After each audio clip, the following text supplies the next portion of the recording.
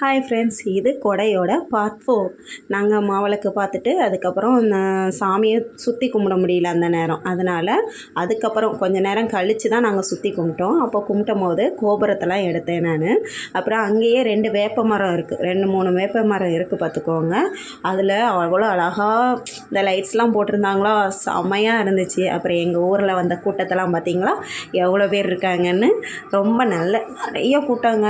ஏன்னா எங்களுக்கு ஆனி மாத கொடை உண்டு, அதுக்கப்புறம் தை மாத கொடையும் உண்டு. தை மாத கொடையோடு இதை விட கூட்டம் கம்மியாக தான் இருக்கும். இது வேட்டைக்கு போகிறதுக்காக எல்லாரும் ரெடியாகி போய்கிட்டு இருந்தாங்க. சாம கொடைக்கு போயிட்டு அதுக்கு ரிட்டன் வரதை நாங்கள் பார்க்கல, ஆனால் போகும்போது பார்த்தோம். அதுக்கப்புறம் எங்கள் குழந்தை பையன் எல்லாம் நல்லா விளாண்டுட்டு இருந்தாங்க. கரகாட்டம்லாம் நடந்துச்சு. அப்புறம் நிறைய ராட்டினம் வந்துருந்துச்சு. அந்த ராட்டினத்தில் நாங்கள் ஒன்று தாங்க ஆடல, மற்ற எல்லாமே ஆடிட்டோம். ஆனால் என்ன ஒன்று, கொஞ்சம் கேர் ஆகிட்டாங்க என் ஹஸ்பண்டாக இல்லை, நானும் எங்கள் அக்கா பொண்ணும் ஆடினோம். செமையாக என்ஜாய்மெண்ட் பண்ணோம். அதுக்கப்புறம் நிறைய ஸ்நாக்ஸு வாங்கி சாப்பிட்டுட்டு அதுக்கப்புறம் வீட்டுக்கு 3 மணிக்கு தாங்க திரும்பணும். என்ன பண்ணுறது, நம்ம கொடைனா என்ஜாய் பண்ணணும்ல. பாய்.